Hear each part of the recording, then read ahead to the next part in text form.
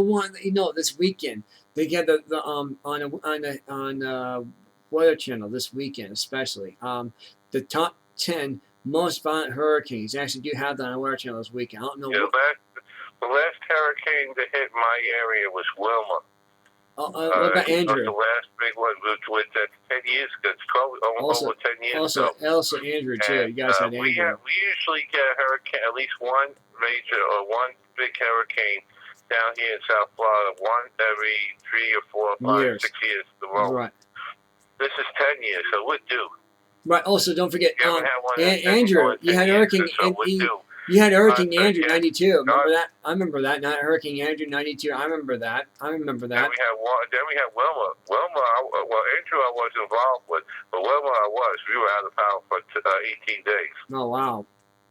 Wow. And we were getting water and ice in the street. It was cool because I lived in an area where our neighbor had a barbecue, so we were barbecuing all the time. And beer and stuff like that. Then we had a pizza place that was ran on a generator.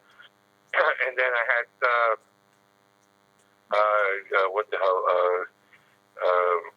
his name, restaurant near me that was selling it, and stuff. It was interesting.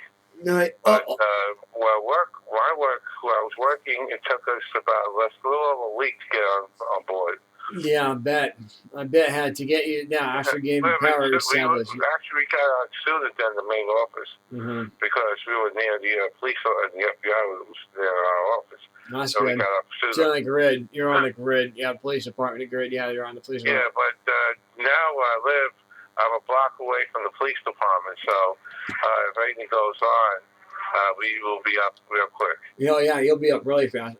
Also, people who are let's say you got one hurricane preparedness and anything like that. What you do? Yeah, now you're going to see all this week coming up because June 1st starts hurricane season. All right. I want to mention something too. People who want to get free stuff, free Obama phone. What you do is you ride out the hurricane. Okay, you have a hurricane party, and then you call 1-800-BAD-FEMA. 1-800-BAD-FEMA. They'll help you. I guarantee they'll help you. They might be on hold for 3 or 4 days, but they'll guarantee to help you after 5 or 4 years.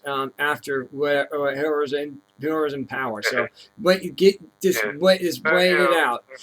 Just wait it out.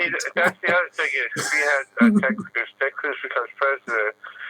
All those freebies by these lazy people will be gone. Yeah, I know. It's going to be awesome. I know. Oh, speaking of which, did you know one thing too? With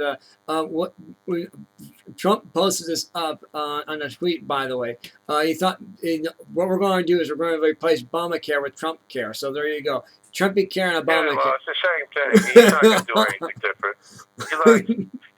What he wants to do is expand the Medicaid program and keep some of the mandates in, and then change it.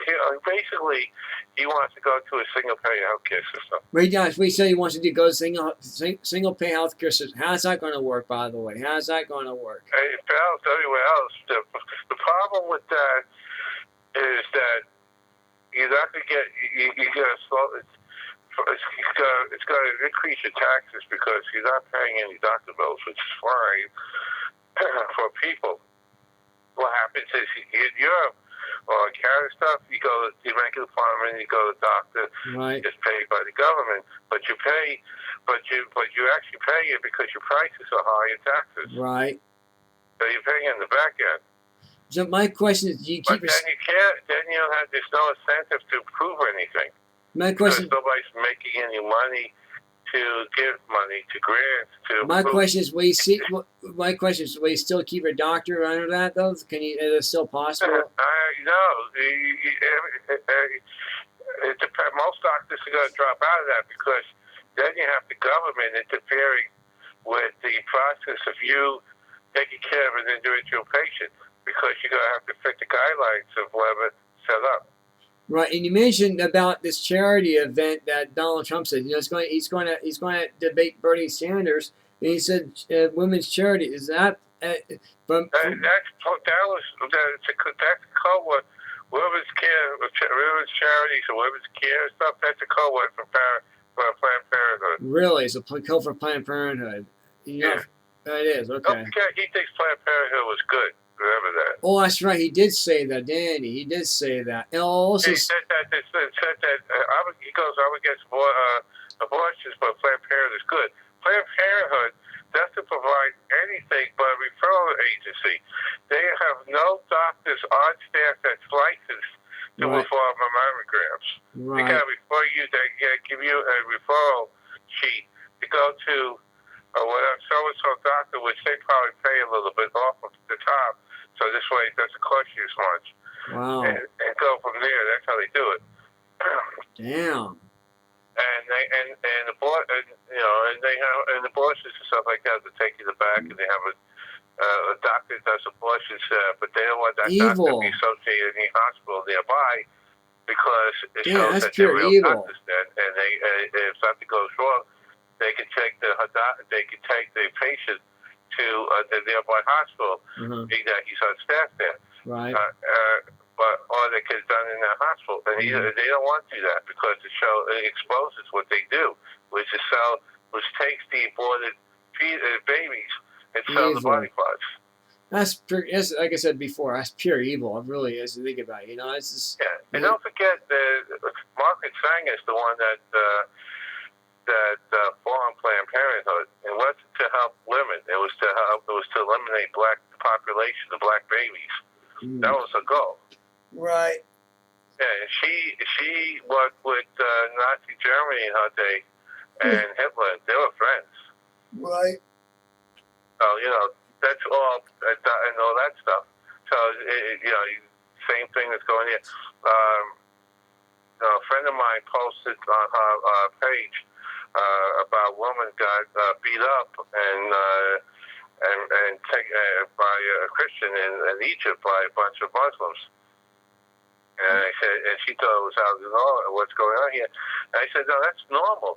It's called Sharia law. Yeah, Sharia law. And in Sharia law, you are a woman. It's a second and third grade class citizen. You have no rights.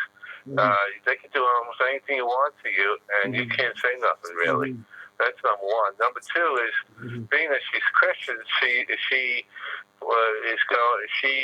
will end up dying or get killed one day because she's what they call an infidel. And if you're an infidel and you refuse to submit to Islam, you will be killed. That's Sharia. That's real law, yeah. And then I posted said, where is the outrage from Debbie Wasserman Schultz and Fox News and Hillary Clinton and Bernie Sanders and the Fox others? News. I mean, Fox News should be over this. And all those people for I don't see the outrage. I don't see the outrage about this. Women's rights and war on women, and they turn around and they're not saying a word to you. Well, my question: how come not Fox News is milking these stories down so much? How come they're not even talking about it? I mean, are they scared of something? What's going on? I want to know. I mean, they're supposed to be the talks number one. The media covers up because they want to protect the left. Damn.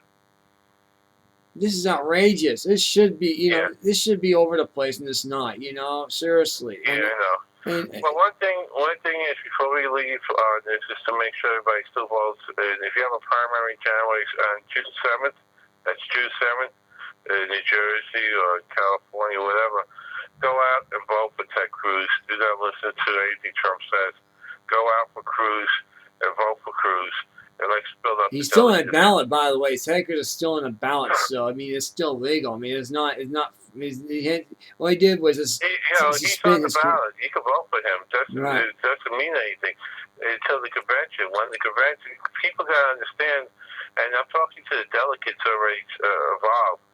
Hey, delegates. Right, and also read the rules and regulations. Read the book. And also, under 32, you are not bounded. There is no such thing as a bounded delegate. That's right. Unbounded. You go in. By the time you get to the convention on the 18th of July in Cleveland, by then you make sure that you've read candidates. Make sure that you've read Trump.